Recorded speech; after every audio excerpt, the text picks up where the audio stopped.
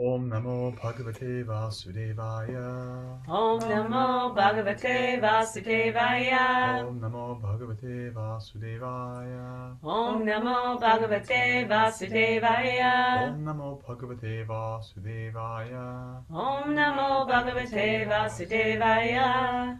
Narayanam Namaskritya Narang Chaiva Narottamam Devim Saraswatim Vyasam Tato Jayamudirayet Nashta Prayeshva Padreshu Nityam Bhagavata Sevaya Bhagavati Uttama Shloke Bhaktir Bhakti Nashtaki.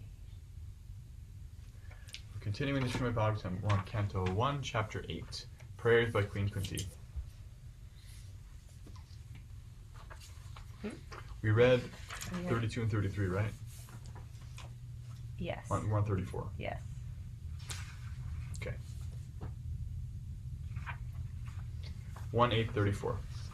Bharavataranyanye Bharavataranyanye Bhuvo Nava Ivoditao Sidantya Puriparena Jatto Hyatma Puvartitaha. Translation and purport by His Divine Grace A.C. Bhaktivedanta Swami Srila Prabhupada. Srila Prabhupada Ki Jai. Hi. Translation. Others say, this is Kunti talking about the reasons people have for Krishna's appearance. Others say that the world, being overburdened like a boat at sea, is much aggrieved, and that Brahma, who is your son, prayed for you, and so you have appeared to diminish the trouble. Are we sure I didn't read this? You read 33 and 34. Ah, that's Yeah. right. Good. That just means. So we're on 35 We're then. on 35. Nothing wrong with repeating verses of the Bhagavatam, but we'll read 35. Yeah. Bhavismin klishmananam avidya kama karmapihi shravana smaranarhani karishan iti kechana. And yet others say that you appeared to rejuvenate the devotional service of hearing, remembering, worshipping, and so on, in order that the conditioned souls suffering from material pangs might take advantage and gain liberation. Srila Prabhupada's purport. In the Srimad Bhagavad Gita, the Lord asserts that He appears in every millennium just to reestablish the way of religion.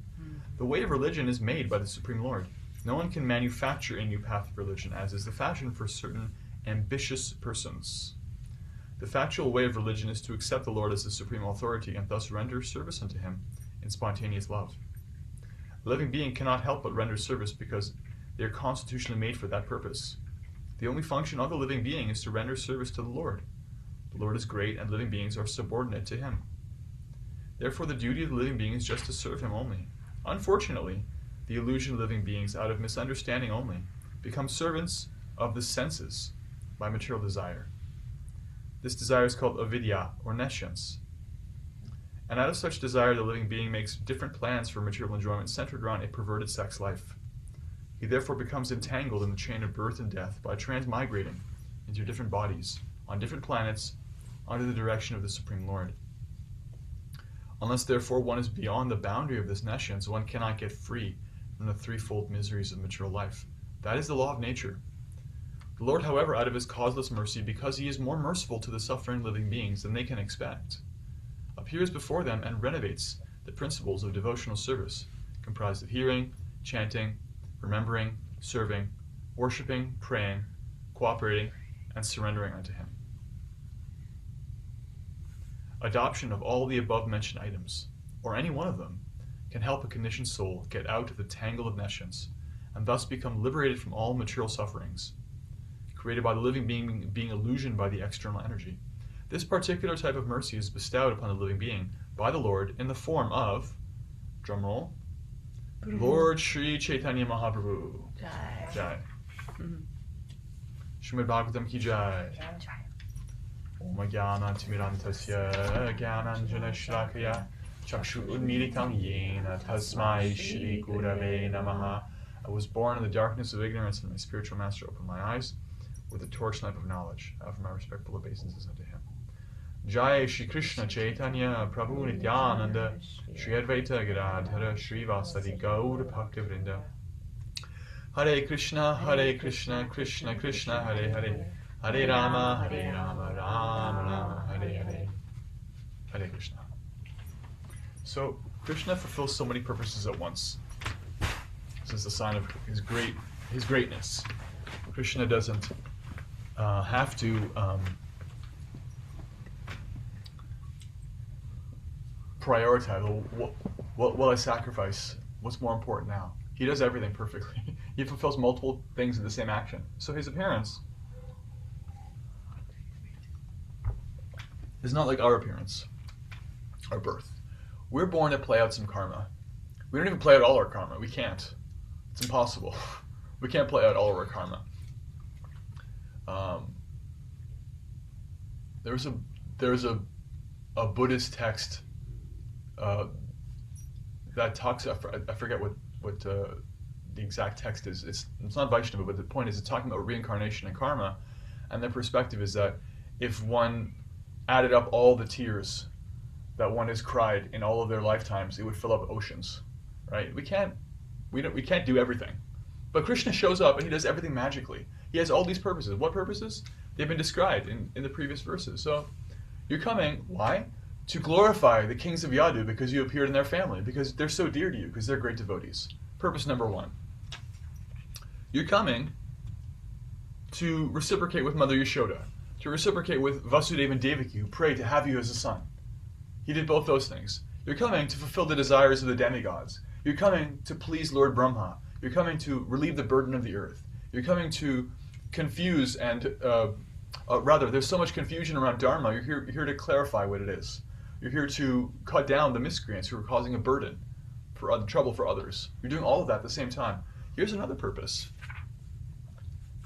Everyone else on the planet gets served by Krishna's appearance. How?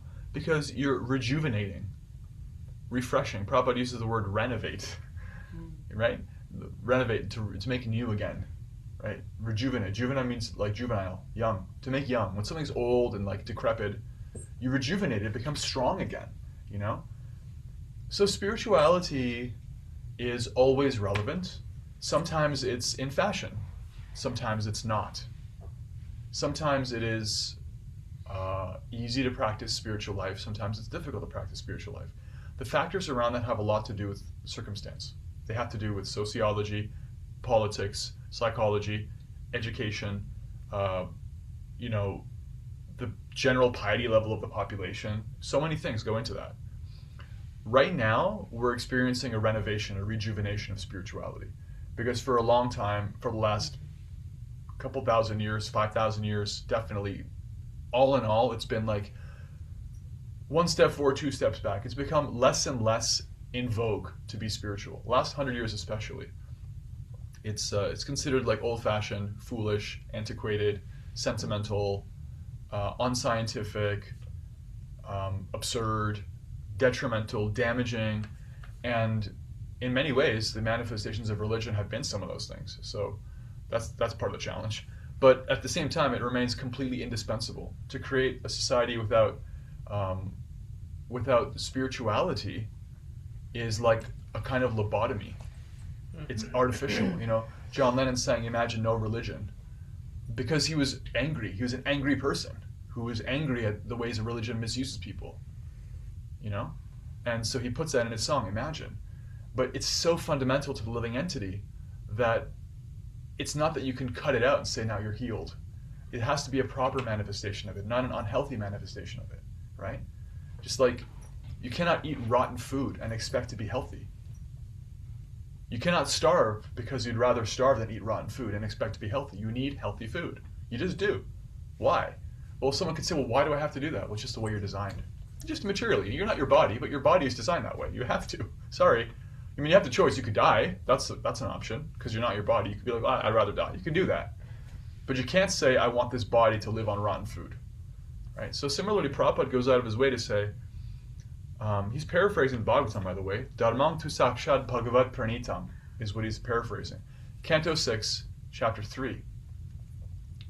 I believe it's either Yamaraj, the master, the superintendent of death, or one of the servants of the Lord, the Vishnudutas, who says this in a verse, which means that dharma, religion, or the process of what actually works to connect, the rules of it, how it is, works, what it is not created by people. It's created, Bhagavat Pranitam, it's created by the Lord. It's coming downward.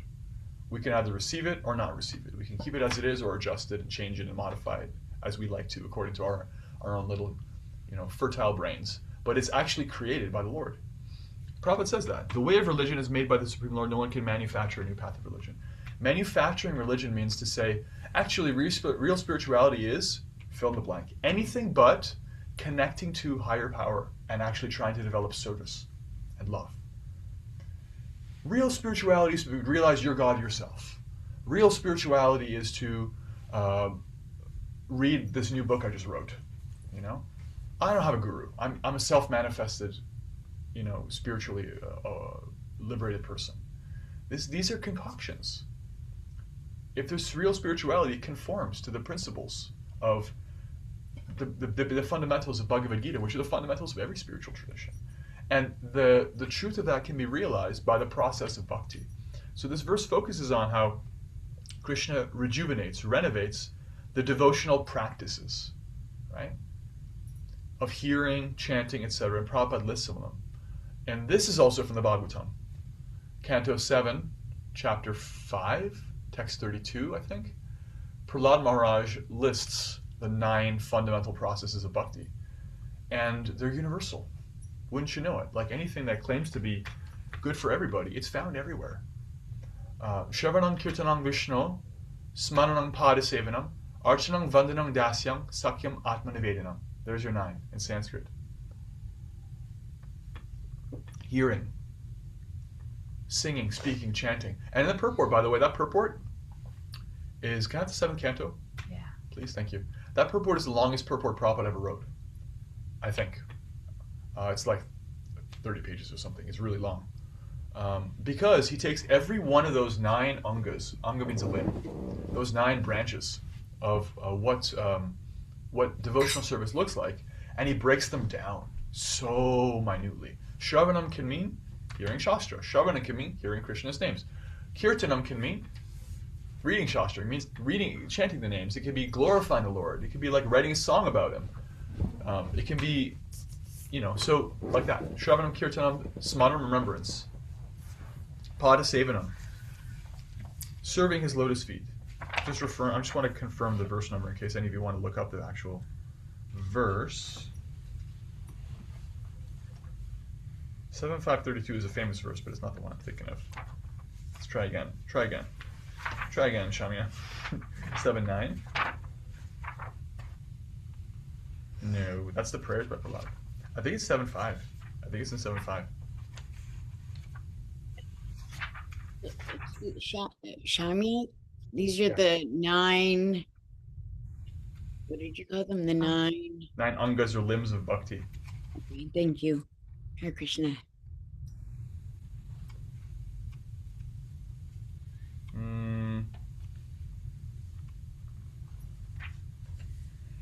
I'll find it later. Anyway. Sharanam 7523. 7523. Do we have a winner? Yeah, here it is. Super long purport. And you said 32. You just so had So 32, your okay. dyslexia was I'm pretty close. 23 to 24. It's a double verse. Thank you. Yep. Shravanam Kirtanam Vishnu Smaranam Padasevanam. Padasevanam means literally to serve the lotus feet of. And there's a lot of varieties of that. In fact, one variety of Padasevanam is to use your own feet to serve the Lord. Service by your feet, with the feet, which means like walking for a Krishna, pilgrimage. You walk around Govardhan Hill, that's Padasevana. You walk to a Vaishnava's house, that's Padasevana. You walk upstairs to see Lord Chaitanya, that's Padasevana. Svarana Kirtanam Vishnu Spanam Padasevana. Archanam, deity worship. Vandanam, prayer. How universal is prayer? Everybody prays. Even atheists pray. Oh my God. Like, yeah, you're reaching out for higher power, however you understand them. Vandanam, Sakyam, friendship. Dasyam, service, having a service mood. Atmanivedanam, full self-surrender. And this is what real religion is. This is the real process of religio, reconnecting. This is what works to reconnect you. If you do this, even if you don't know who God is, you will get a result. That's there in the Bhagavatam too. Gajendra, Canto 8. He's an elephant. He doesn't even know who he's praying to because he has past life remembrance of when he was a king and he learned some Shastra, he learned some things. He calls out for the Lord when he's in a dangerous situation, caught by the jaws of a crocodile. He doesn't know who God is. He doesn't remember. He's just reaching out like an atheist or an agnostic when they're in the middle of the greatest challenge of their life. Oh my God, oh come on, please help, whoever is out there, universe.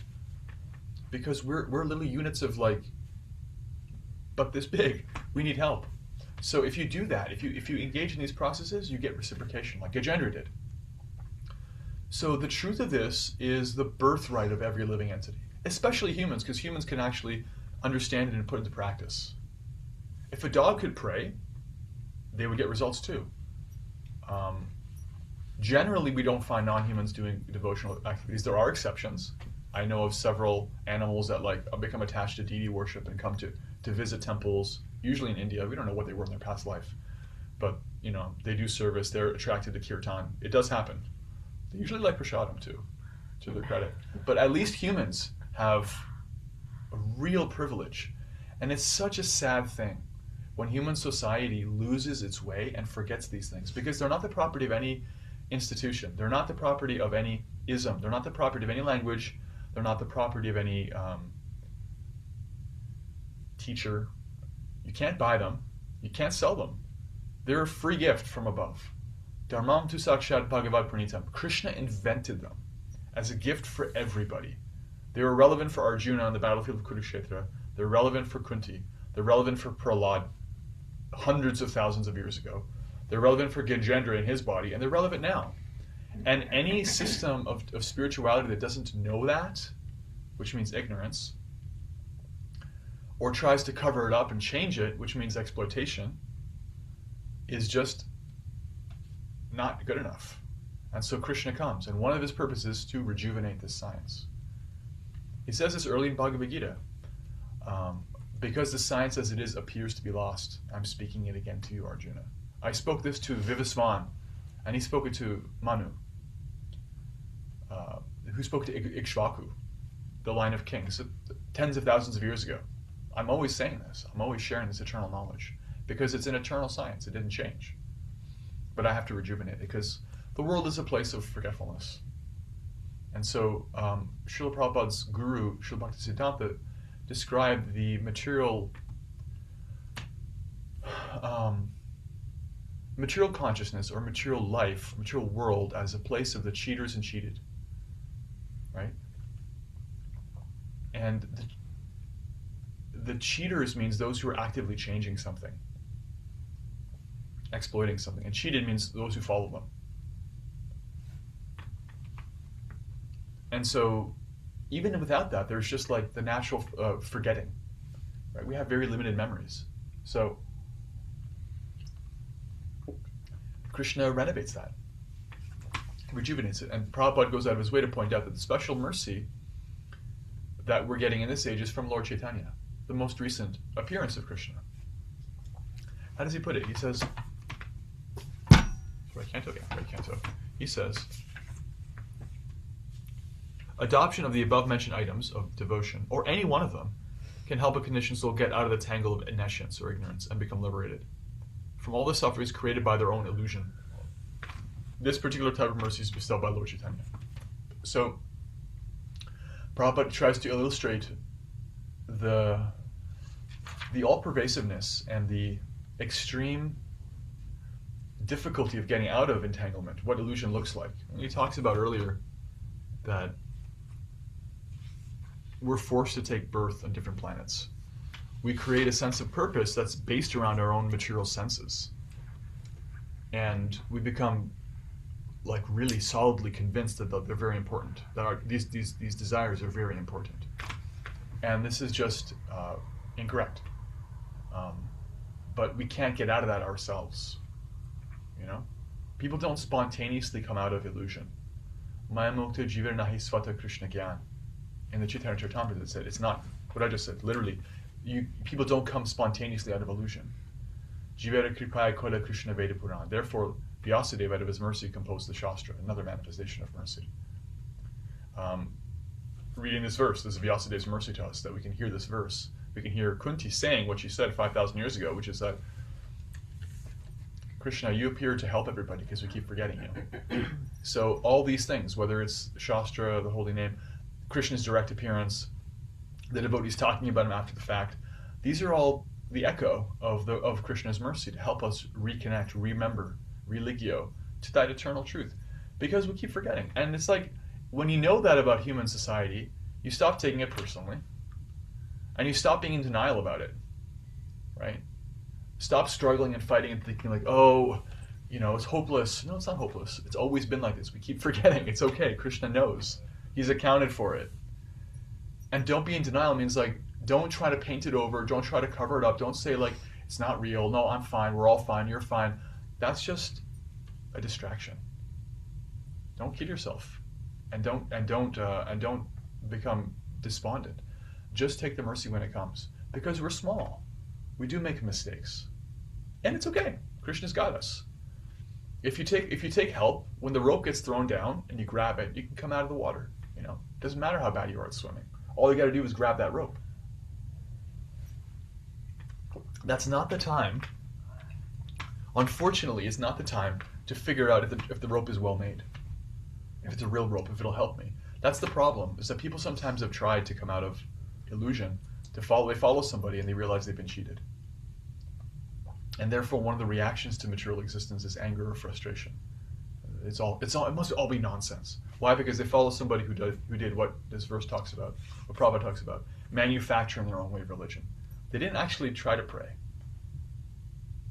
They were advised not to. They were advised to worship some human being. They were advised to do something else. They were advised to do some ritual, whatever it is, that doesn't involve these fundamental processes of connecting with higher power. And that didn't work, because how can it? And therefore they're frustrated. But that's the position of being drowning in a body of water. You can't sit there and look at the rope. We are dependent. That's why Krishna has to keep coming. And that's why it's important for the devotees who receive that rope and are therefore at least coming out of the water to keep extending it. There's an expression, pulling up the ladder after yourself, right? When someone is privileged in a privileged situation, they come up to the social stratus of being like wealthy or whatever. Pull up the ladder after you means like you don't let anybody else follow. We can't be like that. We're not here just for ourselves. We're here for everybody. That's Lord Chaitanya's mission, is everybody. And anybody who is halfway out of the water, reach out your one free hand and help the person after you. Help them feel like it's a real rope. Help them see that you're getting out of the water. It's working for you, that they should also try this. And then when they do that, they'll also start to see, oh yeah, hearing, chanting, remembering, praying, these things actually do work. I know that. I don't have to be told that. It's not a belief system. It's not religion. It's not a dogma. I know it because I feel it. 11th Canto Bhagavatam says, just like when you eat, you get the eradication of hunger, bhakti parishana bhavo viraktir anyata traisha ekakalaha prapadya manasya tasnatasyus tushti pushti kshudapayo nukasam. You get satisfaction, because you're dissatisfied before, like you're not happy. Then you get happiness, like you get satisfied. Pushti, nourishment. You were unnourished before, you're weak, now you're getting strong. Kshudapaya, and the destruction of suffering. That's similar to the advancement of bhakti. No one has to tell you you're full, or you're happy, or you're nourished. It just happens and you know it. You don't need a certificate for it, right? Similarly, bhakti works because you become free from suffering. These correlate one-to-one. Free from suffering, satisfied, and you start to see Krishna. You start to experience him in your own life. No one has to give you a certificate. Now you're a member of the Bhakti Yoga Society. Now you're a true believer. Now you're saved. It's like, I can see this works because it works. Just like I can see push-ups working, because when I do it, my arms hurt, and the next day I feel a little bit stronger, or they hurt, and the next week I feel a little stronger. It just works. And so Bhakti Yoga is extending the ladder after ourselves like this, because Krishna appeared just to save people who are drowning, to extend the rope. Bless you. Thank you. So that's one of his many purposes. So just to reflect back, what was hopefully a cogent class, I said a lot of things, but started by saying Krishna does so many things with his appearance, and one of those things is to refresh our memories about what spirituality actually is. I talked about how that's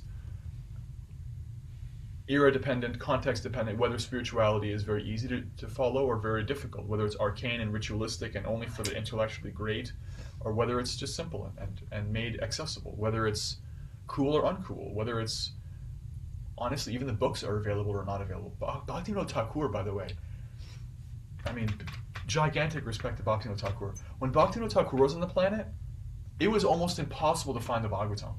Do you know that? It happened because of him. There were pure devotees on the planet, but they were hard to find. For about 250 years, between the generation after Lord Chaitanya and Bhaktivinoda Thakur, there was a small but clear line of real advanced pure devotees. But they were outnumbered by fakers and cheaters. People who used Vaishnavism as a cover for, oh, I can be like Krishna and dance with other people's wives. Just lust, just nonsensical things. The kind of stuff that made people like, honestly, it made the name of Lord Chaitanya's movement look bad. Like if you said, I'm a Gaudiya Vaishnava, people are like, oh, whoa, I don't want to hang out with you. Bhaktivinoda Thakur grew up in that time. He studied Christianity, he studied Buddhism, Judaism, Islam, Vaishnavism, all branches of Hinduism, Jnana Yoga, Bhakti Yoga. He studied all of that. He scoured India to try to find a copy of Chaitanya Charitamrita. When he did and read it, he realized what this movement is. Practiced it himself, and spent the rest of his life writing books. Because he was so uncool and so covered up to find. And now it's like, by the grace of his followers and followers, we have millions of these books. It's simple. I talked about how, yeah, religion can be cool or uncool, and Krishna has appeared to make it really easy to find our connection with these natural processes which already existed. I listed those processes, and I talked about how when you engage in those processes, whether it's in this tradition or that tradition or in no tradition, you can be an atheist. If you just pray, you will feel something that you have never felt before. Krishna doesn't care if you're an atheist. He doesn't care if you belong to ISKCON or you're a true believer. It doesn't matter. You're his child. And talked about how that's a proof beyond ritual. And then how when you come out of the ocean of struggling, of illusion, you can start to actually inspect the process. You can actually be like, wow, everything Prabhupada's saying is in Shastra. And yeah, the things I've tried to apply actually work. When you're in the ocean, you can't do that. Which means you just got to be ready to grab the rope. But Prabhupada is also warning us not to, in the name of political correctness or anything else, politeness, excuse cheating religion, false religion, people who claim something is real when it's not, because it just creates dismay and dissatisfaction, disappointment in people. If people just keep taking bad ropes and it breaks and they fall back down the ocean, they'll give up and just drown. And so we have to call a spade a spade. We have to be honest. No, you can't invent a religion. You can't invent a new way of connecting. They're all universal. They're found in all the spiritual traditions of the world. You can do them in any language, but you got to do it. You got to call out to higher power. You can't pretend he's not there. You can't make yourself God. That's cheating. It won't work. Om Tat Sat. Hare Krishna. Let's take any reflections, anything that stood out, or comments or questions. The best part of any class. For me. You started, excuse me, you started the class by saying we can't do everything. Yeah. And I think that's really, really important for all of us to continually remember. You know, I've had a lot of conversations with, you know, the devotees and everything, and my own challenges of what can I do better? How can I do this better? How can I improve my spirituality? I'm always improving. But there's also a realization that I can't do everything. There's 24 hours in the day, and I want to be grateful for what I've done today. And tomorrow's another day. I'll try a little harder. Yeah. You know, so I think that was just a, you know, really nice way to start the class. You know, we can't do everything, Yeah. but we're going to try to do our best. And Krishna comes to help us, remind us what our goals ought to be. It's not. I think I touched on that when I was saying that we shouldn't be in denial about reality, but we also shouldn't be like despondent about it, where we're like, oh, it's hopeless, because that's kind of like the black and white back and forth thing that we do, the kind of coin flip thing of like, either I can become God, I can be perfect, you know, or I'm hopeless and useless and bad. It's neither of those things, right? And sometimes we bring those attitudes into bhakti where it's like we actually practice bhakti thinking, when I get perfect in bhakti, because I'm getting so purified doing this, when I get perfect, I can actually like know everything. You know, subtly, we may not say that, we may not like actually consciously think that, but on some level we're like, I can enjoy and control perfectly. I can actually know everything perfectly. No, you'll never do that. Only Krishna will ever do that. You don't even try to do that. The attempt to try to do that, Prahlad says, the attempt to try to enjoy is the beginning of all suffering. Just serve. And that'll make you actually more joyful than anything. It's so joyful Lord Chaitanya wants to come. Krishna wants to come just to serve. That's how fun it is to just be a servant. It's more fun than being God. Don't try to be God. And the other thing we could do is we can think, I'm terrible at this. I'm so bad at this. You know? But it's like, yeah, well, you're trying to be God. You're not. Those are big shoes to fill. Let him do everything. Don't put the weight of the world on your shoulders. He can appear and do 75 different things at the same time. I'm lucky if I get half the things on my to-do list done on any given day. That's okay. You get one more done the next day. Yeah. Hare Krishna. More Hare reflection. Krishna, everyone. Haribol. Yeah, I got a really bad cold.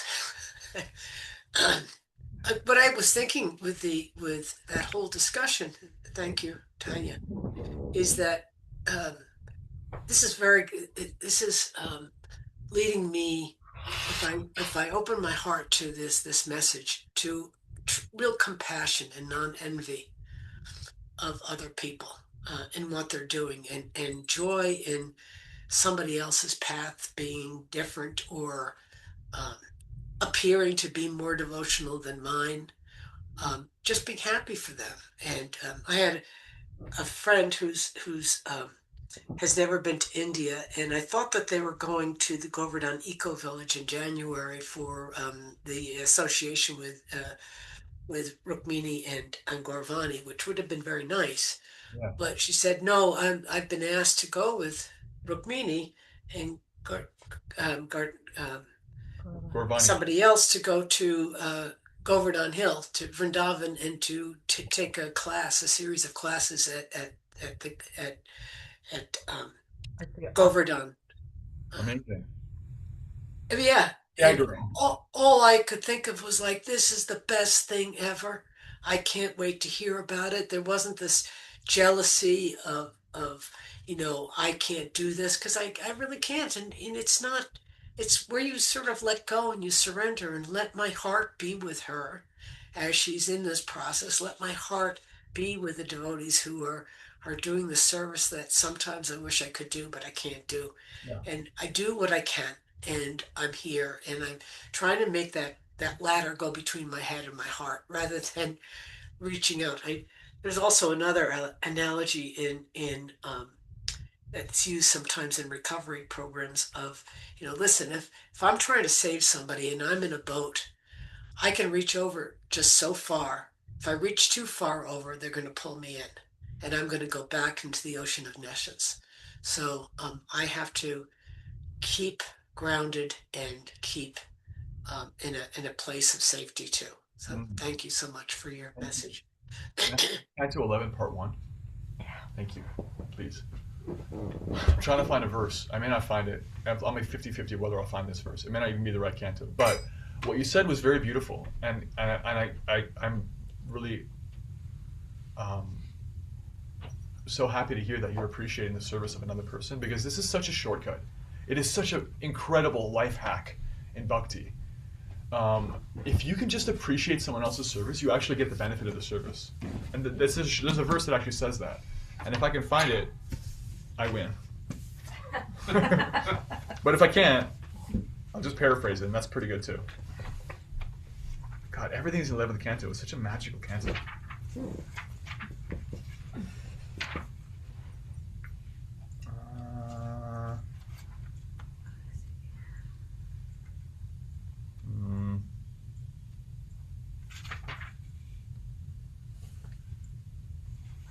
Hare Krishna, Krishna Krishna, Hare Hare, Hare Rama,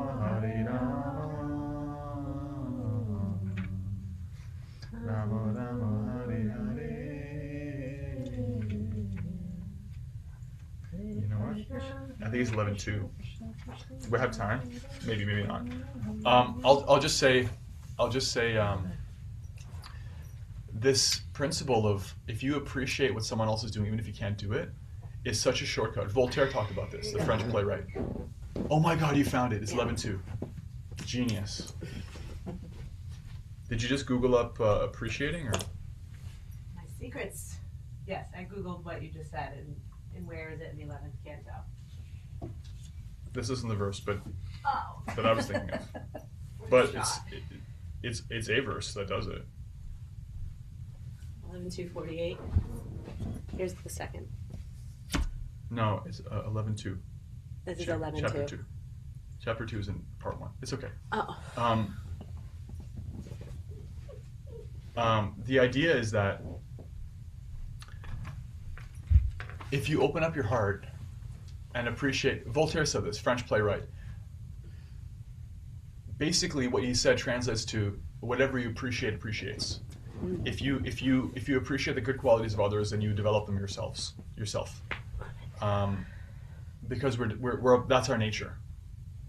So in Bhakti, and I tried to find the silver bullet verse that proves this, and I couldn't. I probably could find it if I had a few minutes to look for it.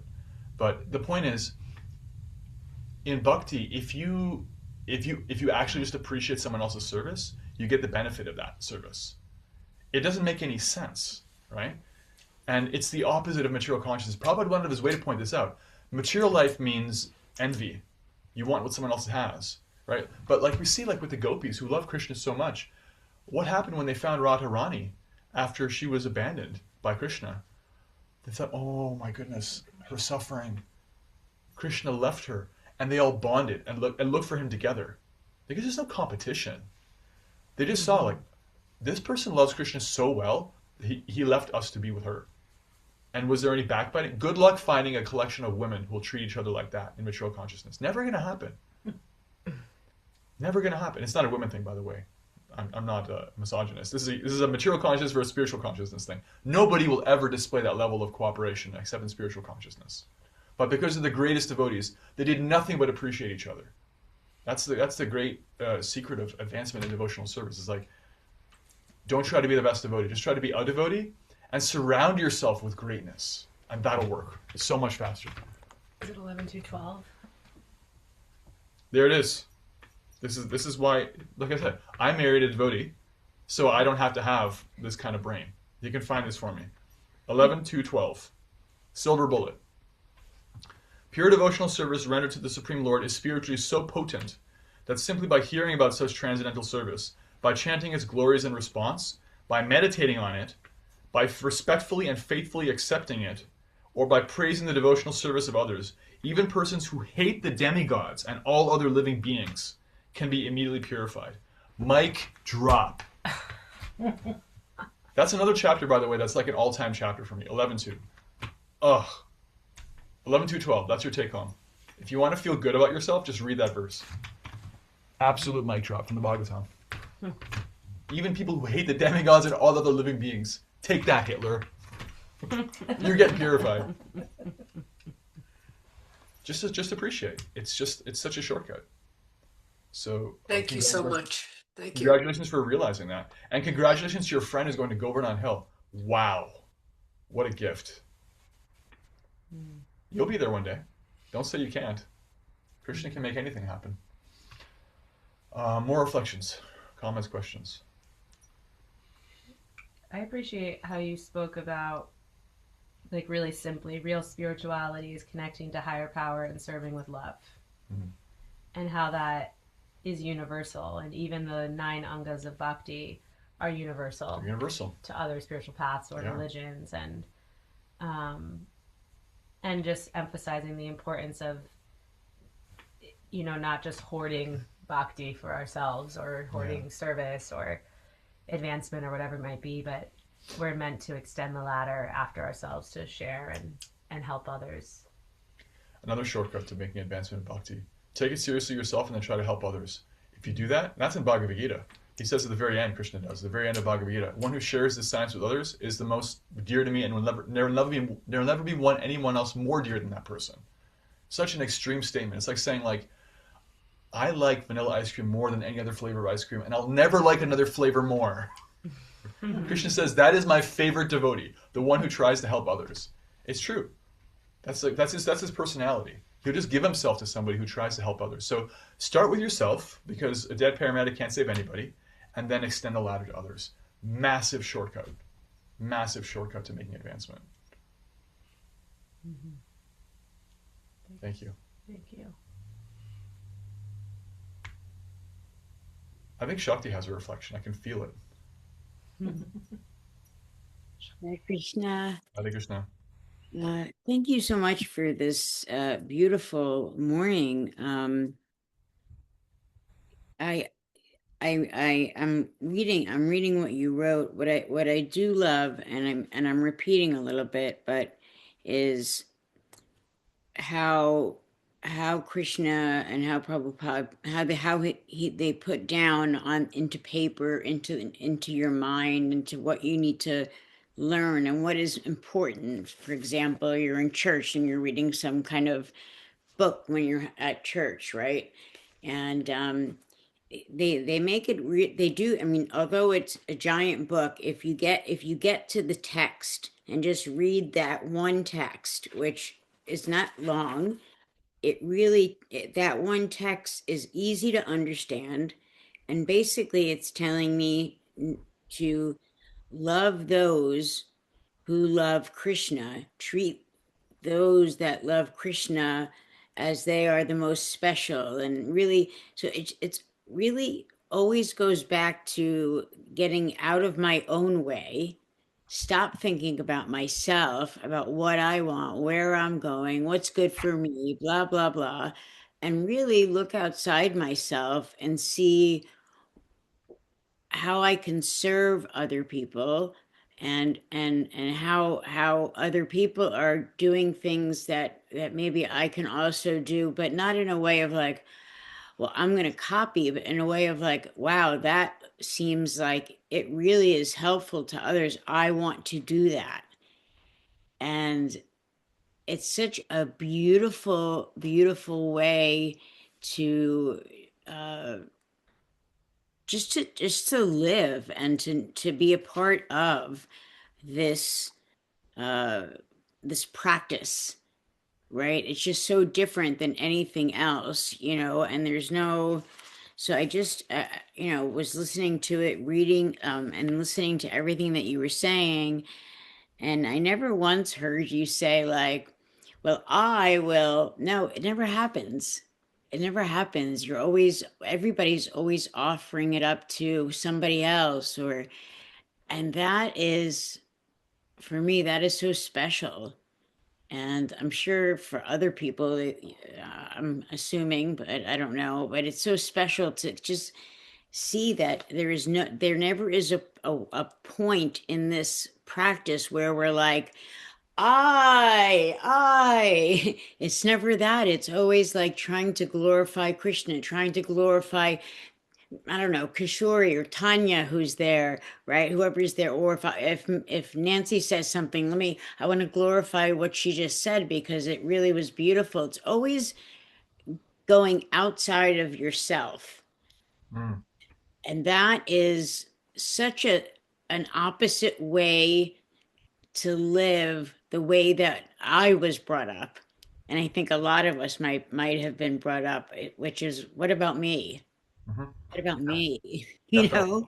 Material consciousness is consciousness of limited resources, which creates a culture of backbiting, exploitation, fear, self-serving, in more or less polished forms. Like it can be as bad as like being an outright thug and a murderer, or it can be more polished, where you're like politely, quietly, gently trying to go on with your own God project. But yeah, I'm practicing. Thank you for the praise and appreciation. I'm personally trying to practice this because I live a lot of my life not like that, and it doesn't work for me. It makes me very unhappy, and the people around me unhappy too. But I've also been fortunate enough to have the experience and the blessings and the guidance to live in appreciation and to be supported with these Angas of Bhakti. And so I like that a lot more. Actually, I'm a big fan of that. So getting together with all of you makes it really easy because you're all saying stuff that reminds me of things I've read in the Bhagavatam. You're all having these realizations, which reminds me that the process works. So you may think I'm serving you, and I may be doing that in some way, but mostly you're serving me. Thank you. Hare Krishna. Krishna. Any other reflections? Okay. Well, I feel nourished, satisfied, and the eradication of hunger. Spiritually speaking, it's time for breakfast. Srila Prabhupada ki jai, Srimad Bhagavatam ki jai. Jai. Vancha kalpa. Now let's offer our respectful obeisances unto all the Vaishnava devotees of the Lord, who are just like desire trees. They can fulfill the desires of everyone and are full of compassion for all the following conditions. Jai. Vancha kalpa tarupyascha, kripa santubhyevacha, patitanam pavanebhyo, Vaishnavebhyo, namo namaha. Ananta Gauti Vaishnava ki jai. Have a great day, everyone. Hari Bol.